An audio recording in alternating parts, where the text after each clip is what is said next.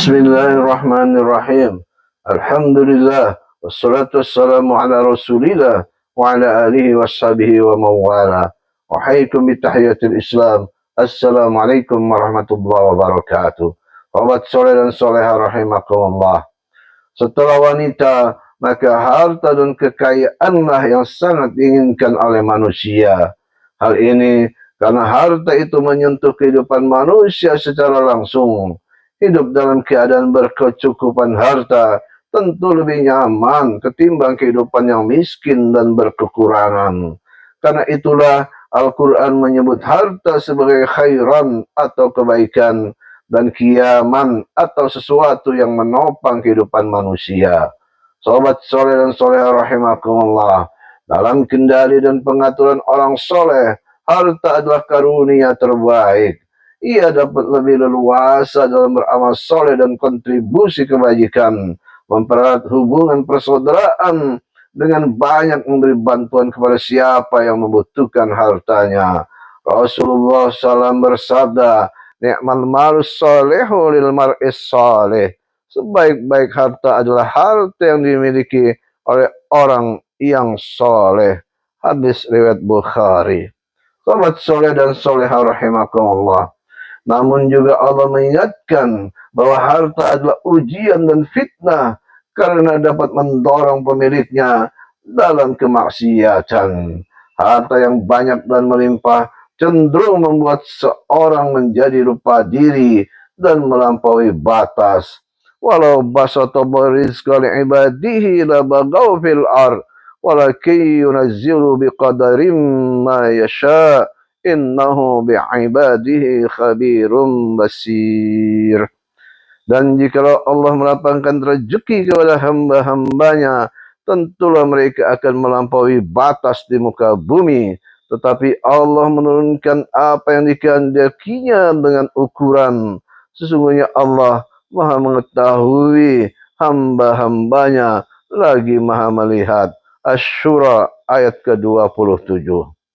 Harta dan kekayaan kadang-kala membuat lupa misi dan tujuan. Syekhul Islam Ibnu Taimiyah rahimahullah dalam Jami'ul Masail mengatakan, "Talibul khalqi innama yuslimuna min fitnatil fusuki wal isyan idza lam yabattaru bi kasratil mali wa izzatis sultan." Kebanyakan orang yang selamat dari fitnah perbuatan fasik dan kemaksiatan adalah mereka yang tidak diuji dengan banyaknya harta dan gengsi kekuasaan. Sobat soleh dan soleha rahimakumullah, harta kekayaan itu menyenangkan karena manis. Hal ini pastinya juga dirasakan oleh para aktivis dakwah. Pada saat dakwah sudah memasuki wilayah negara dan kekuasaan, maka masalah ini harus semakin diwaspadai. Karena pintu-pintu perbendaharaan harta sudah sedemikian rupa terbuka dan lebar.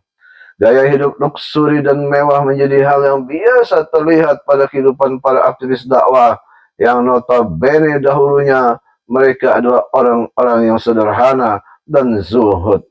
Yang paling parah dari fitnah ini adalah saat dakwah disalahgunakan hanya sebagai alat politik. Politik menjadi panglima, bukan lagi dakwah. Akhirnya dakwah hanya sebagai alat legitimasi untuk mendapatkan uang, harta, posisi, jabatan, dan kekuasaan. Kini mereka berubah menjadi manusia yang ambisius dan tamak dalam harta benda dan kekayaan dunia. Padahal Al-Quran telah mengingatkan bahwa pada umumnya para penentang dakwah adalah mereka yang suka hidup bermewah-mewahan.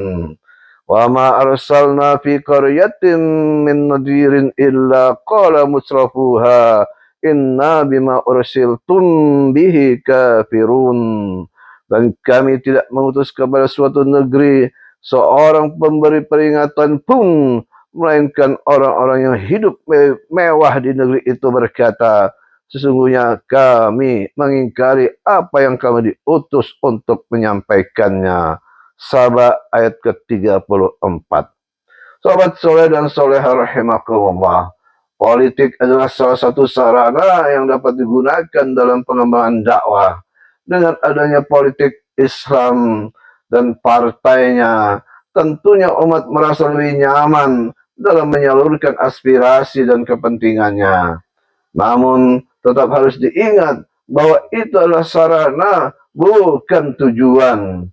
Dalam perjalanannya, ketika partai sudah membesar dan mendapatkan kemenangan dan dukungan, janganlah berubah menjadi tujuan.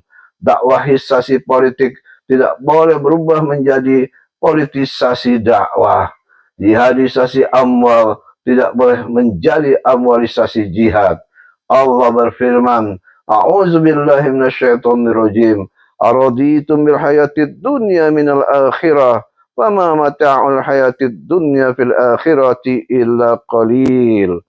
Apakah kamu lebih menyenangi kehidupan dunia daripada kehidupan akhirat? Padahal kehidupan dunia ini dibandingkan dengan kehidupan akhirat hanyalah sedikit. Surat At-Taubah ayat ke-38.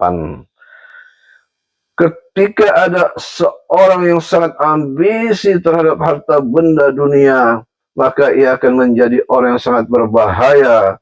Ia dapat menjadi sumber fitnah dan kerusakan. Ka'ab bin Malik Al-Ansari radhiyallahu anhu meriwayatkan bahwa Rasulullah SAW telah bersabda, Madi'bani ja'i'ani ursila fi ganamin bi'afsada laha min hirsil mar'i alal mali wasyarafi lidinihi.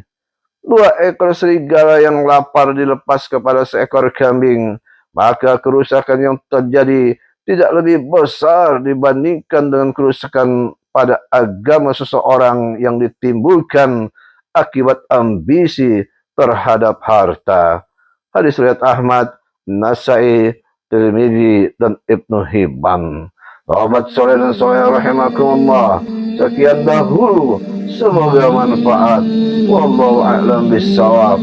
Subhanakallahumma wa bihamdika asyhadu an la ilaha illa anta astaghfiruka wa atubu ilaik.